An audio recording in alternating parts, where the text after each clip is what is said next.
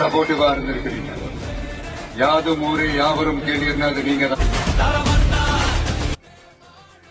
Dance, பாட்டு, speech, குட்டி story, இமோஷனு எல்லாமே பாட்டோம் இந்த ஆடியோ லான்ச்சில்.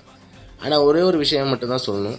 ஏன் மலேசியாவில் வச்சான், ஏன் பண்ணார், அவர் ஏன், இதெல்லாம் கேட்கவே கூடாது.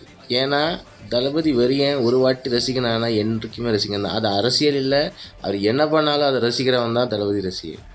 அரசியல் வேறுபாட்டு வேறு, தளபதி ரசிகன்ற வேறு. இதெல்லாம் மிஸ் பண்ணுவோம். அந்த ஆளை ரசிச்சிருக்கோம். நான்லாம் 90s கிட்டு. அவர் ஹை லோ எல்லாமே பார்த்துருக்கோம். அப்போ கூட இருந்தோம்.